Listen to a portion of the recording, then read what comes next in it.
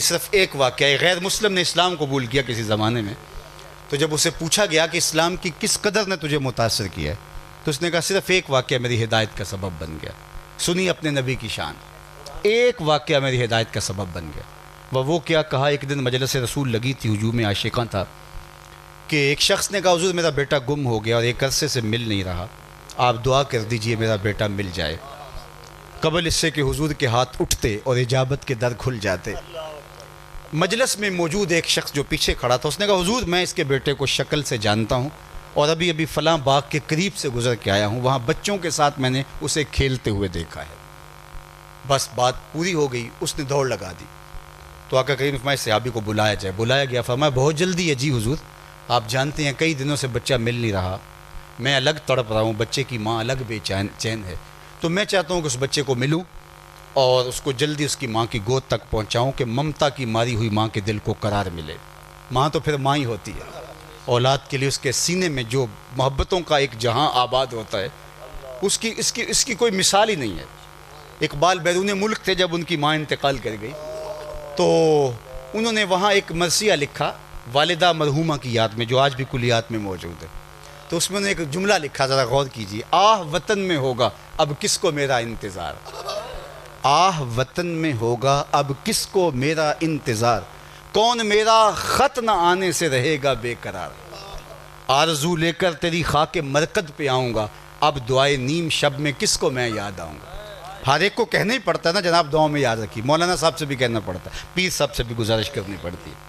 اور باقی لوگوں جناب مجھے دعاؤں میں یاد رکھ، حج پہ جا رہے ہو، عمرے پہ جا رہے ہو، ہمیں دعاؤں میں یاد رکھنا۔ لیکن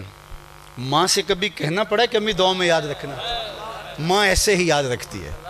اور پھر ماں جب ہاتھ اٹھا کے دعا مانگتی ہے تو بیٹے کے حصے کی رحمتیں عرش سے جو ہے وہ کھینچ لاتی ہے، اور لازمی نہیں ہے کہ ماں رابعہ بصریہ ہو تو پھر ہی دعا قبول ہوتی ہے۔ اپلے تھاپتی ہوئی ماں، گارے سے بھرے ہوئے ہاتھ بھی، لیپا پوتی کرتی ہوئی ماں گارے سے بھرے ہوئے ہاتھ بھی اٹھا دے، اللہ ان ہاتھوں کو بھی خالی نہیں موڑتا۔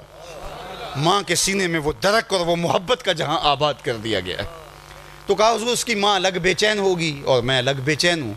اس لیے میں جا رہا ہوں کہ جلدی جلدی ماں تک پہنچا دوں۔ میں ضرور جاؤ، تمہیں روکتا نہیں، روکنے کے لیے بلایا بھی نہیں، لیکن میری ایک نصیحت اچھی طرح سے سن لو کہ جب باغ کے کنارے جاؤ، بچوں کے سامنے اپنے بیٹے کو کھیلتا ہوا پاؤ تو اس کو بیٹا بیٹا کہہ کے آواز نہیں دینا، اس کا جو نام رکھا ہے اس نام سے پکارنا اور گھر لے جانا، اور اس کی حضور میرا بیٹا ہے اور کئی دنوں سے بچھڑا ہے، ملے گا تو اس کو بیٹا کہہ کے پکاروں گا، سینے سے چمٹاؤں گا۔ کہا نہیں، وہ تو گھر جا کے کرنا، اس کا جو نام رکھا ہے نام سے پکارنا اور گھر لے جانا۔ عرض کی حضور میرا بیٹا، اس میں حرج بھی کیا ہے؟ فرمایا تم نہیں جانتے، کئی دنوں سے بچھڑے ہو، تمہارے لہجے میں بلا کا اثر ہوگا، تمہاری آنکھوں میں امٹتا پیار میں دیکھ رہا ہوں، لیکن تم نہیں جانتے کھیلنے والوں میں ہو سکتا ہے کوئی یتیم بھی کھیل رہا ہو، اور جب تم اپنے بیٹے کو بیٹا کہہ کے پکارو گے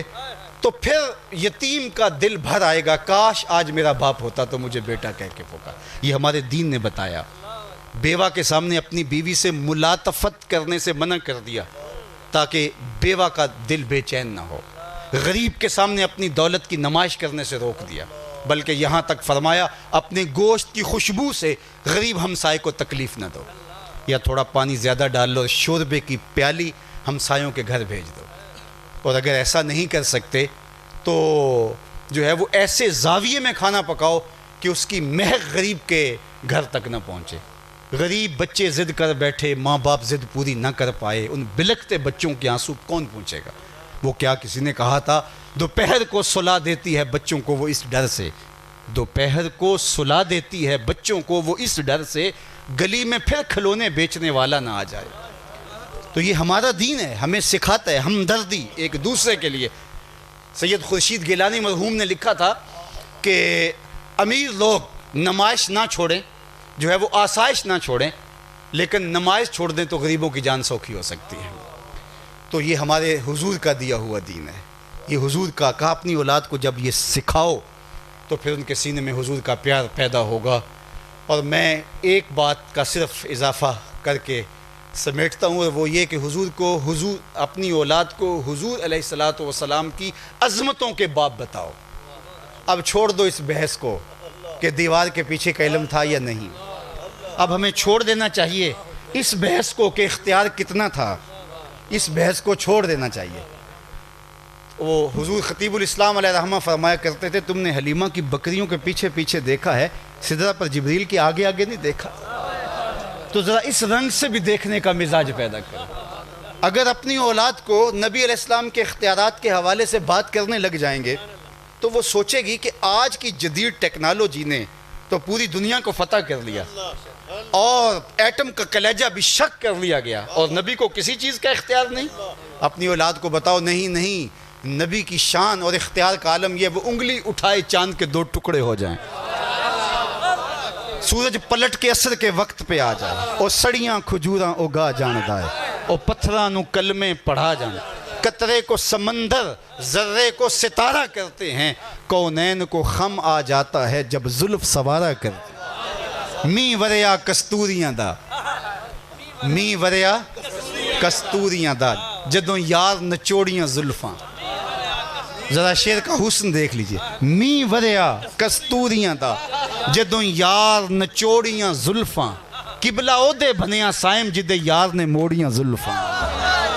اللہ اکبر، وہ حسن ہے، وہ جمال ہے۔ تو حضور کے حسن کا تذکرہ بھی سنائیں، سیرت بھی سنائیں تو لازمی ان کے سینے میں حضور کا پیار پیدا ہوگا۔ اور ابتدا میں یہ میں سب بتا چکا ہوں کہ سچی محبت جب سینے میں آتی ہے تو وہ عمل کی متقاضی ہوتی ہے۔ اللہ آپ سب کو جزائے خیر دے، آپ کا شہر آباد رہے، اور اپنی پناہیں اور اپنی خاص کرم نوازیوں سے مالا مال فرمائے۔